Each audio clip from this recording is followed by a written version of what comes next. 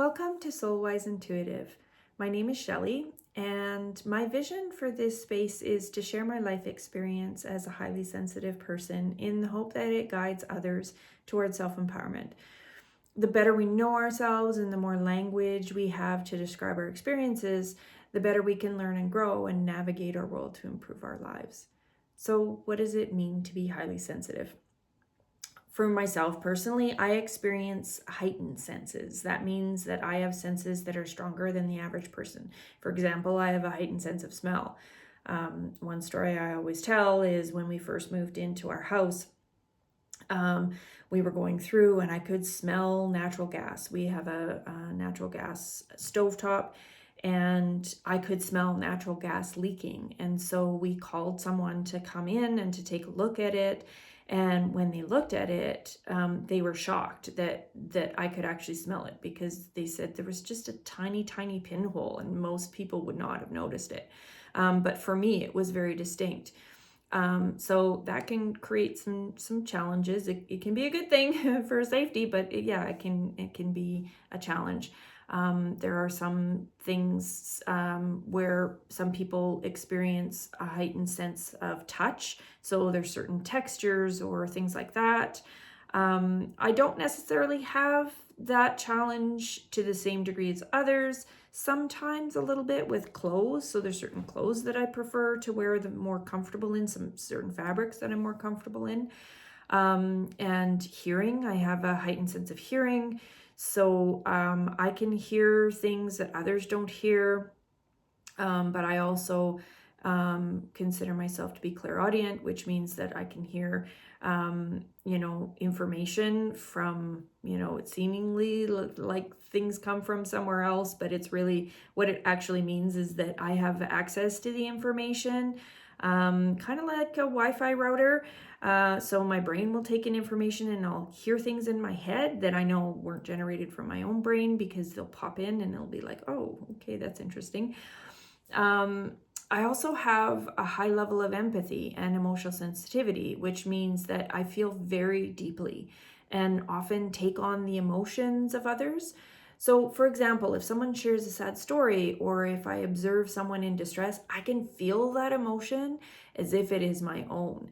And that can be extremely overwhelming, and it leads to, ugly crying and all the rest of it. And it can be a good thing, but sometimes it can be really challenging when you're overwhelmed by all of that emotional energy.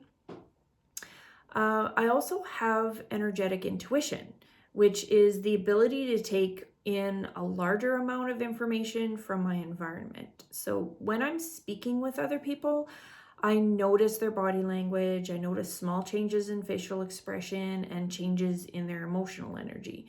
If the conversation shifts and they react to something that I've said or somebody else has said, I notice immediately and I can feel it.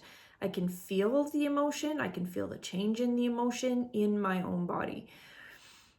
Being highly sensitive also means I have a different way of processing information.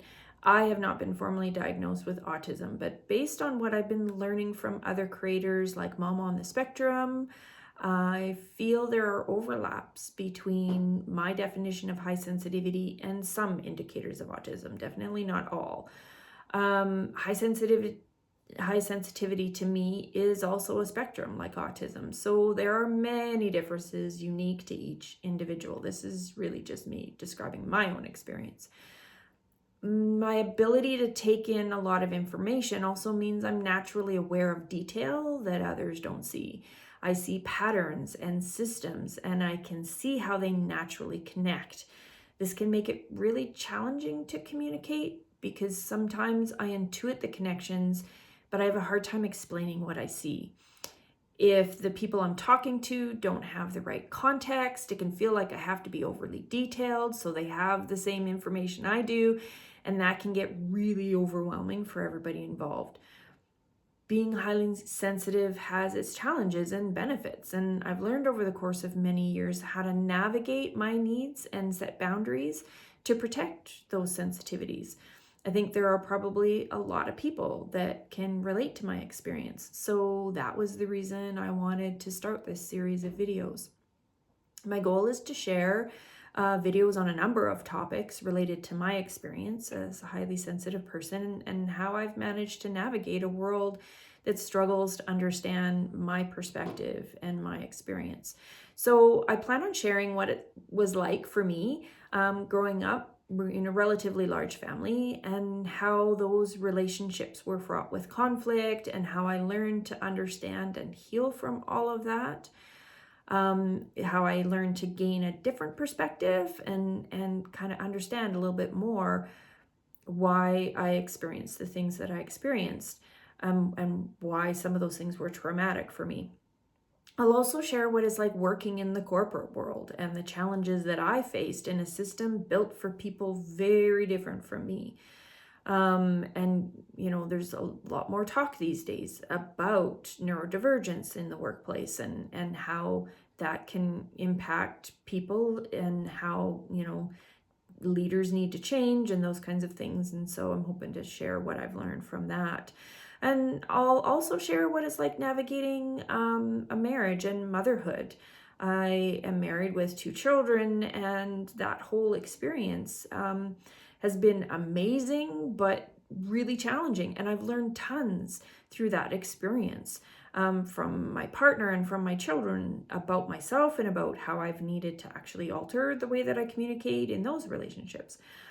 And I also hope to eventually interview some other highly sensitive people that I've met along the way, with varied experience, because it is a spectrum. And so I can explain my experience, but I also hope to include contributions from other people so they can experience their challenges that are maybe different from mine, and their different levels of sensitivity and how that's impacted them, and just learn and grow together. So if you are interested in learning more, or you found this video intriguing, please consider hitting the like button and subscribing to my channel. Building community feels hard as a highly sensitive person, but I am naturally drawn to building authentic relationships and connecting people together. So I'm hoping that that's what we can do through these videos, coming together and learning from each other and sharing our experiences, and making it something that is more normal for the average person. So thank you so much for joining me, and I hope to see you soon.